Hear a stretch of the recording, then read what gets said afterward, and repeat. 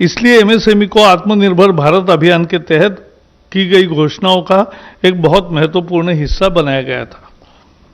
इस पैकेज के तहत एमएसएमई क्षेत्र को न केवल पर्याप्त आवंटन किया गया है, बल्कि अर्थव्यवस्था को पुनर्जीवित करने के उपायों के में कार्यान्वयन को भी प्राथमिकता दी गई है।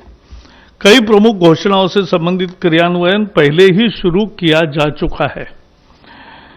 केंद्र सरकार ने आज आत्मनिर्भर भारत पैकेज के तहत अन्य घोषणाओं के प्रभावी क्रियान्वयन के लिए रोडमैप भी तैयार किया है। यह महत्वपूर्ण है और इसमें शामिल है एमएसएमई की परिभाषा में परिवर्तन है। यह व्यवसाय करने को आसान बनाने की दिशा में एक और कदम है और यह एमएसएमई क्षेत्र के निवेश को आकर्षित करने और अधिक नौकरियां पैदा करने में भारत में मदद करेगा। जो एमएसएमई संकट में है उनको इक्विटी सहायता प्रदान करने के लिए अधीनस्थ ऋण के रूप में 20,000 करोड़ रुपए का प्रावधान का प्रस्ताव आज कैबिनेट द्वारा औपचारिक रूप से अनुमोदित किया गया। इससे 2 लाख ऐसे जो संकट में है ऐसे एमएसएमई को फायदा होगा। एमएसएमई के लिए 50,000 करोड़ रुपए की इक्विटी निवेश का प्रस्ताव भी पहली दफा हुआ है। ये एमएसएमई को ऋण इक्विटी अनुपात के प्रबंधन और उनकी क्षमता वृद्धि में मदद करने के लिए एक ढांचा तैयार करेगा। यह उन्हें स्टॉक एक्सचेंज में सूचीबद्ध होने का अवसर भी प्रदान करेगा। इस तरह की सहूलत पहली दफा मिल रही है एमएसएमई उद्योगों को। एमएसएमई की परिभाषा में बढ़ोतरी और परिवर्तन किया है। भारत सरकार ने आज एमएसएमई की परिभाषा को और संशोधित किया, क्योंकि जब पैकेज घोषित किया था तो एक संशोधन दिया था, लेकिन आज इकाई की परिभाषा बढ़ाकर 1 करोड़ रुपए के निवेश और 5 करोड़ रुपए का कारोबार कर दिया गया। लघु इकाई की सीमा बढ़ाकर 10 करोड़ रुपए का निवेश और 50 करोड़ रुपए का टर्नओवर कर दिया गया है। इसी प्रकार मध्यम इकाई का निवेश सीमा बढ़ाकर 20 करोड़ रुपए तथा 100 करोड़ की जगह 250 करोड़ रुपए का कारोबार कर दिया गया है। गौरतलब है कि 2006 में एमएसएमई डेवलपमेंट एक्ट के अस्तित्व में आने के 14 साल बाद यह संशोधन हुआ है। पैकेज की 13 मई 2020 को घोषणा के बाद अनेक प्रतिनिधियों से मिले और घोषित संशोधन अब भी बाजार और मूल्य निर्धारण की स्थिति के अनुरूप नहीं है। इसे ऊपर की तरफ और संशोधित किया जाना चाहिए, इस तरह का फीडबैक आया। इन आवेदनों को सुनते हुए प्रधानमंत्री ने मध्यम एवं मैन्युफैक्चरिंग सेवा इकाइयों की सीमा को और बढ़ाने का निर्णय किया। अब यह 50 करोड़ रुपए का निवेश और 250 करोड़ रुपए का कारोबार की सीमा होगी। यह भी निर्णय लिया गया है कि निर्यात के संबंध में कारोबार को एमएसएमई के इकाइयों की किसी भी श्रेणी के लिए टर्नओवर की गणना में नहीं गिना जाएगा, चाहे वो सूक्ष्म हो, लघु हो या मध्यम हो। शहरी और आवास मंत्रालय ने विशेष सूक्ष्म ऋण योजना शुरू की है। इसके जरिए रेडी पटरी वाले, ठेले वाले, छोटा दुकान जो बिठाते हैं, सड़क पर माल बेचते हैं, उनकी क्षमता और उनका काम चले इसके लिए ज्यादा ऋण उपलब्ध कराने के फैसला किया है।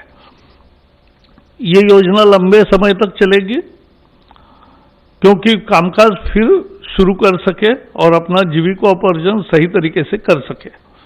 इस योजना के 50 लाख से अधिक पटरी सामान बेचने वाले ठेला वाले, हॉकर और रेडी पटरी वालों को लाभ मिलेगा। इनके द्वारा क्या क्या बेचा जाता है मालूम है आपको? सब्जी है, फल है, तैयार खाद्य पदार्थ है, चाय, पकौड़ा, ब्रेड, अंडा, कपड़ा, चप्पल, किताब, स्टेशनरी की आपूर्ति, बहुत सारे वस्तुएं यहाँ बेची जाती है, हम खरीदते हैं। इसके अंतर्गत सलून, मोची, लॉन्ड्री और पान की दुकानें भी आएगी। भारत सरकार कोविड-19 के दौरान इनके समक्ष आई परेशानी के प्रति संवेदनशील रही है। इसी के तहत इन्हें तत्क्षण सहयोग हेतु ये ऋण की योजना शुरू की गई है ताकि अविलंब ये अपने व्यापार को गति दे सके। स्थानीय शहरी निकाय इस योजना में क्रियान्वयन में महत्वपूर्ण भूमिका बजाएगा। शायद भारतीय इतिहास में पहली दफा आजादी के बाद ऐसा निर्णय लिया गया है, जबकि फुटपाथ दुकानदारों और रेडी ठाने वालों को, चाहे शहरी क्षेत्र या ग्रामीण क्षेत्र के हो, इस योजना के तहत इन सभी लोगों को, वर्गों को 10,000 रुपए का ऋण दिया जाएगा। इसे वो मासिक किस्तों में अधिकतम 1 वर्ष के अंदर वापस लौटा सकते।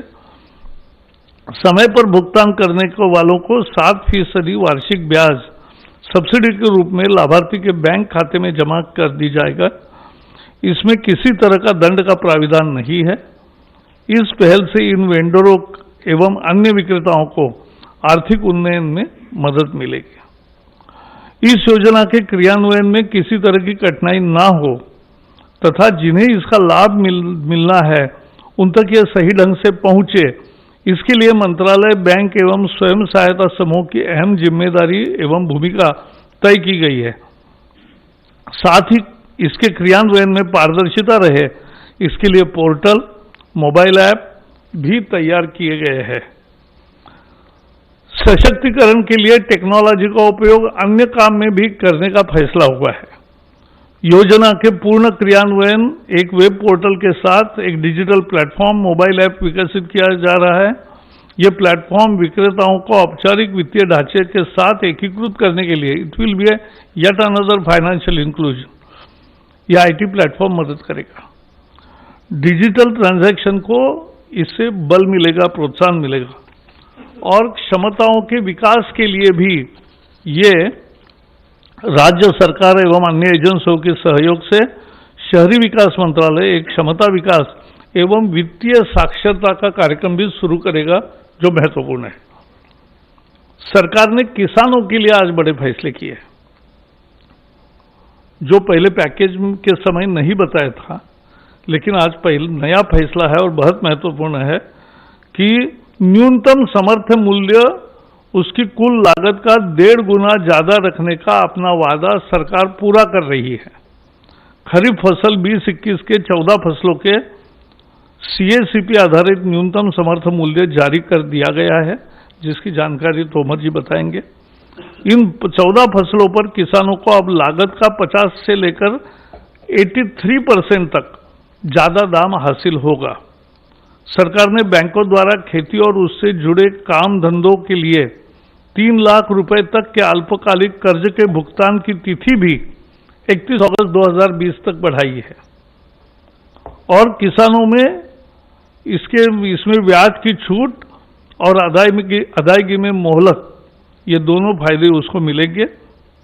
किसानों को 1 मार्च 2020 से 31 अगस्त 2020 के बीच अल्पकालिक कृषि कर्ज की ब्याज में 2% और अदायगी में 3% का फायदा होगा। भारत सरकार द्वारा किसानों को 7% से कर्जा मिलता है। इसमें 3 लाख रुपए तक के लोन पर 2% बैंक ब्याज की छूट सरकार देगी और समय पर भुगतान पर 3% का फायदा मिलेगा। इसका मतलब 4% में 3 लाख तक का कर्जा मिलेगा। किसानों के लिए ये बहुत बड़ी तोहफा है।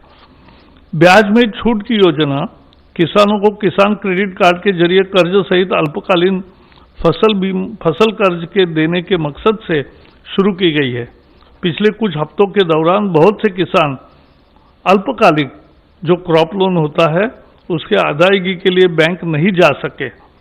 इसको ध्यान रखते हुए कैबिनेट ने जो निर्णय किया है उससे करोड़ों किसानों का लाभ होगा। गरीब ही इस सरकार की सर्वोच्च प्राथमिकता है और इसलिए कोरोना वायरस महामारी के दौरान लॉकडाउन की शुरुआत से ही सरकार सबसे ज्यादा गरीब लोगों की जरूरतों को लेकर संवेदनशील रही है। लॉकडाउन शुरू होने के बाद 2 दिन में पहला 1,70,000 करोड़ का पैकेज की घोषणा हुई। 80 करोड़ लोगों को खाद्य सुरक्षा देने से लेकर 20 करोड़ महिलाओं के बैंक खाते में सीधे आर्थिक मदद पहुंचाने तक, गरीब वरिष्ठ नागरिकों, विधवा, दिव्यांगों को आर्थिक मदद देने से लेकर पीएम किसान के तहत करोड़ों किसानों को किस्त के रूप में मदद जैसे कदम उठाए गए हैं। इससे एक ऐसे बहुत बड़े गरीब तबके का फायदा मिला है जिसे लॉकडाउन के दौरान परेशानियों का सामना करना पड़ता, और अगर सरकार फौरी तौर पर ऐसे कदम न उठाती तो यह तकलीफ बहुत होती। ये घोषणाएं नहीं रही, कुछ ही दिनों के भीतर करोड़ों लोगों तक सीधे तौर पर नकदी अथवा वस्तु रूप में मदद पहुंचाई गई। 80 लाख टन से ज्यादा अनाज पहुंचाया गया। सभी बाकी पैसा जो देना था वो डीबीटी के माध्यम से दिया गया है। आत्मनिर्भर भारत के तहत प्रवासी मजदूरों के कल्याण के लिए